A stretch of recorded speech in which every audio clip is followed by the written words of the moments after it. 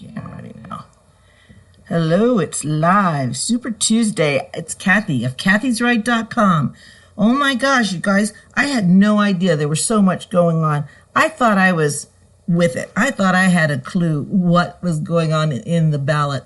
But here in Texas, Texans, we do not play here. These ballot propositions were so interesting.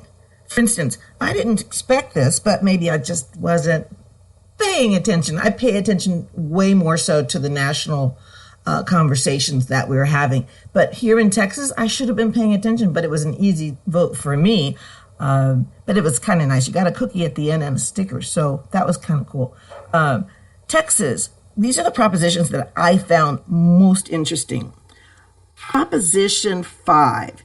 Texas parents or legal guardians of public school children under the age of 18 should be the sole decision makers for all their children's health care decisions, including but not limited to psychological assessment and treatment, contraception, and sex education. Amen. I'm like, that's a given. You wouldn't think we'd have to vote on something like that. You would think that was understood. But yeah, I'm going to vote for it because if that's in question, I'm going to go on the side of, yeah, none of your damn business how I raise my kids. I don't need anybody else teaching my children about things about sex and about decision making and healthcare. You want the government in on that? That is bogus. Oh, it sounds like something that the Democrats are trying to push. Well, I do live north of Austin. They are proud of calling it Keep Austin Weird. Well, you can keep your weird in central Austin. I'm in North Austin, where people make sense still. And then there was this other proposition. Texas should, this is number 6, Texas should ban chemical castration, puberty blockers, cross-sex hormones, and genital mutilation surgery on all minor children for transition purposes, given that Texas children as young as 3 are being transitioned from their biological sex to the opposite sex. Wow. We had to vote on that. These are just common sense issues. Why would you do that to a 3-year-old, for goodness sake? Okay, for one, I hope you guys are with me, but I think we're all sick and tired of our parental rights and duties being usurped by liberal left governmental people.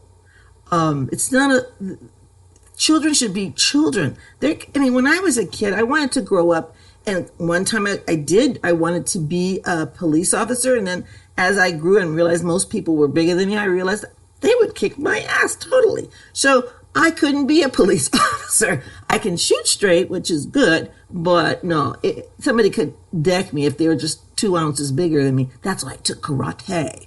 But it is absurd that we have to ban chemical castration and puberty blockers. Why don't you let nature take its course? Kids are going to be curious and they're going to, I didn't even know when to stop letting my kids bathe together. I remember when I realized it was time. This is terrible. My poor son. I hope he's not listening because he'll be embarrassed. But I would, bathe them in shifts because I had 4 children. At one point I had 4 children, 6 and under. So I was outnumbered and outgunned. So bath time was like, sometimes I put 2 in at a time. And when I realized it was time to change that was when my son Daniel looked at his sister Courtney and he said, "Mommy, what happened to Courtney's peenie?" And I'm like, oh, it's time. Now he's noticing.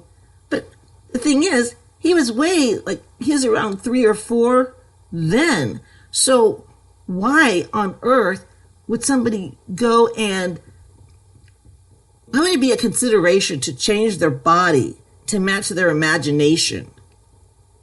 That's abuse. That's child abuse. And I find that absurd. But yeah, I'm sure you guys have your thoughts on that. Please comment, subscribe. Let me know what you think about this castration proposition. Oh my gosh. I can't even believe we had to vote on that. But heck yeah. Oh, and I love number 2, Proposition 2.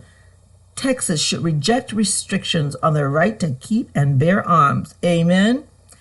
Number 1 was Texas should not restrict or prohibit prayer in public school. Amen. Seems to me that when we were praying, we weren't doing a lot of bad things. When the kids were praying, if kids were praying in school, you wouldn't be having so many children out of wedlock born. You wouldn't have that, because if kids had a chance, you don't have to say a public prayer. You could say a prayer on your own in silence. Nobody's saying you have to be of a specific religion, but I prayed in school before every test. Nobody stopped me, but it shouldn't be restricted. It seems to me that it was the restrictions that have been placed upon the public school systems have been restrictions on Christians specifically. And then after 9/11, when we said we'd never forget, all of a sudden you see across this country, Muslim kids get to pray 5 times a day in some school districts, whereas Christians were told not to pray and trained not to pray in schools. So I don't know what kind of sense that makes, but every time a liberal touches anything, it ruins everything. So if you really love this country, vote for good common sense propositions like these, and vote your conscience. Vote your faith, because I believe that my faith directs my decisions, and my faith in God, and I know God would not approve of any of the nonsense that the liberals are pushing at us and towards us. And we are not victims, we are victors. So let's get out there and vote. This is Kathy of kathysrot.com. Comment below. Also, please subscribe. It really helps out. And I love you all. God bless America. Bye.